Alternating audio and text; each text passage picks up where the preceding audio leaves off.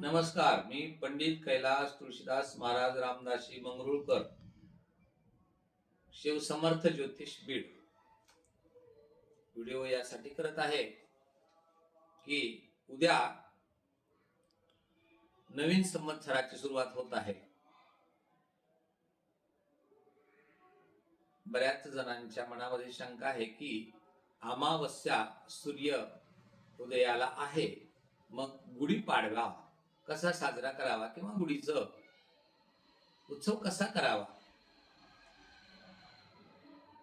परंपरेप्रमाणे आपण काही गोष्टींचा शास्त्रात रूढीबलीयसी या प्रमाणाप्रमाणे विचार करतो.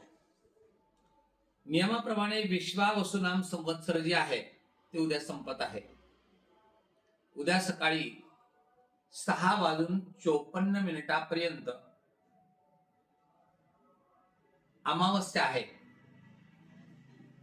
5 मिनिटांचा कालावधी जाऊ द्यावा, परंतु सकाळी 7:01 नंतर केव्हाही त्याला मुहूर्ताची आवश्यकता नाही.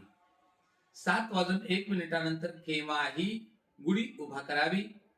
गुढीसाठीचं जे परंपरेनं ठरलेलं चूर्ण असतं, ज्यामध्ये हिंग आहे, गूळ आहे,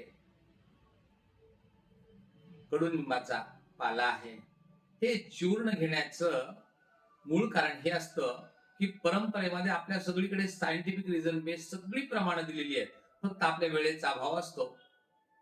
विषय विस्तृत असल्यामुळं फक्त शंके समाधानाचा विषय हा आहे की उद्या सकाळी 7:01 नंतर गुढीपाडवा साजरा करावा, अर्थात गुढी उभारावी. सर्व परिवाराने धर्मध्वजाचं दर्शन करावं, चूर्ण ग्रहण करावं आणि आरोग्यवर्धन करावं. या ऋतूमध्ये झालेला बदल आपली इम्युनिटी वाढवण्यासाठी पूरकता म्हणून एक प्रकारचे ते अँटीव्हायरस रूपानं काम करणारं ते चूर्ण असतं. त्या कारणानं ते अवश्य घ्यावं, वडीलधाऱ्यांचे आशीर्वाद घ्यावेत आणि आनंदोत्सव साजरा करावा.